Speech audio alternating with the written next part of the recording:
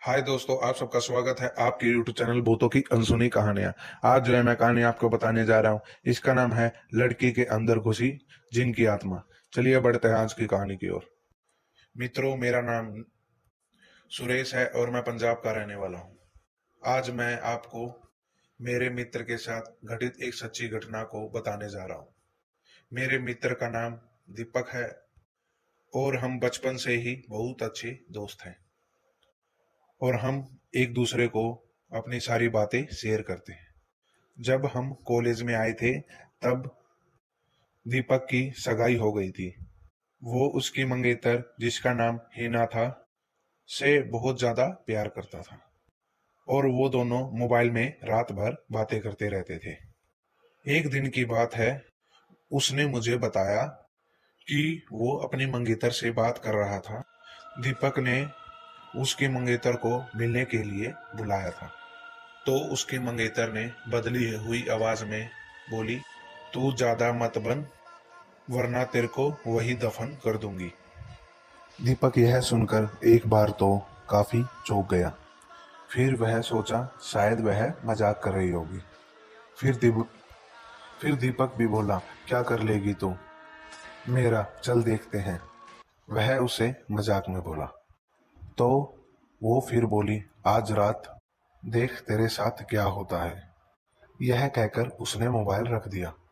अगली सुबह जब दीपक मुझसे मिला तो वो मुझसे कल रात की बीती अपनी बातें बताने लगा। उसने मुझे फोन वाली बातें बताई और रात को जो उसके साथ हुआ उसने सब कुछ मुझे बताया। उसने बताया कि रात के 1 या 2 बजे के बीच उसकी आंखें अचानक खुल गई और उसके सामने काला लंबी दाढ़ी वाला आदमी था। वो बोलने लगा, देख अब मैं तेरे सामने आ गया, अब देख मैं तेरे साथ क्या करता हूँ। उसने दीपक का गला पकड़ लिया और उसके सांसें रुक गई। दीपक ने उसी वक्त अल्लाह का नाम लेते हुए नमाज पढ़ना शुरू कर दिया और वो उसके सामने से गायब हो गया। मुझे इसकी बात सुनकर बहुत बड़ा आश्चर्य हुआ कि ऐसा कैसे हो सकता है। उसके अगले दिन दीपक ने अपनी मंगेतर के पास फिर फोन मिलाया और बोला, कल रात तू मुझसे क्या अनाप शनाप बातें कर रही थी। उसकी मंगेतर ने कहा, कल रात तो मैंने फोन ही नहीं किया। यह सुनकर दीपक के रोंगटे खड़े हो गए और उसने तुरंत ही फोन काट दिया। उसी वक्त दीपक ने मुझे कॉल किया। उसकी मंगेतर की तबीयत खराब है, हमें कल उसके घर चलना है। अगले दिन हम तैयार होकर दीपक की मंगेतर के घर गए। वहां हमने दरवाजा खटखटाया तो उसकी मंगेतर सामने खड़ी थी और बदली हुई आवाज में बोली, तू फिर यहाँ आ गया। अगर तूने अंदर कदम रखा तो यहाँ से तेरी अर्थी निकलेगी। दीपक ने बोला, यह क्या बोल रही है तू। दीपक आगे था। जैसे ही उसने घर में कदम रखे तो उसकी मंगेतर ने दीवार पर टंगी तस्वीर उतारकर दीपक के सर पर मार दी। उसके सर से काफी खून बहने लगा। दीपक के ससुर और सालों ने उसकी मंगेतर को बिठाया। फिर उसके सालों ने उसके सर पर पट्टी बांधी। हिना के दादाजी ने बताया कि हिना को जिन ने अपने कब्जे में ले लिया है। इस पर दीपक के ससुर ने उन्हें अपना मुंह बंद रखने को कहा।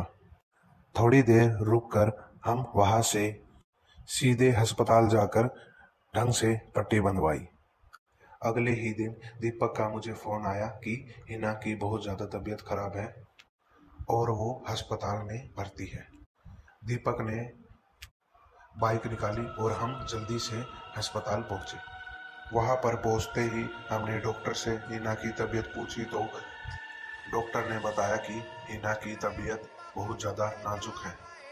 कौन सी बीमारी है वो पता नहीं चल पा रही है और उसके घर वालों को डॉक्टर ने दीपक को घर ले जाने को कहा। सभी हैरान थे कि ऐसी कौन सी बीमारी है जिसका इलाज डॉक्टर भी नहीं कर पा रहे हैं।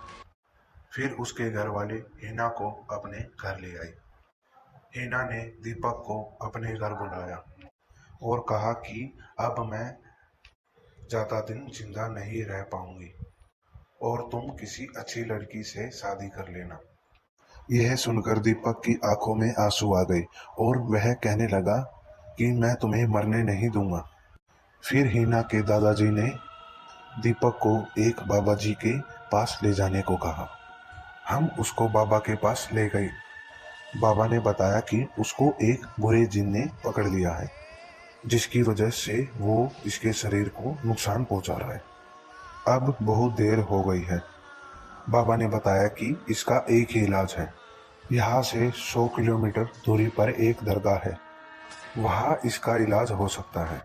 और बाबा ने बताया कि इसके साथ वही इंसान जाएगा जो इसे सबसे ज्यादा चाहता है। दीपक ने कहा कि मैं चला जाऊं, मुझे बाइक भी चलानी आती है। रात के 2 बजे दीपक और हिना निकल पड़े, लेकिन आधे घंटे बाद ही किसी का फोन आया कि हिना और दीपक का एक्सीडेंट हो गया है और वो मर गए हैं। यह सुनकर मेरा रो रो कर काफी बुरा हाल हो गया था। मेरा सबसे करीब दोस्त अब इस दुनिया में नहीं रहा। और ऐसी ही कहानी को सुनने के लिए हमारे चैनल को सब्सक्राइब करें।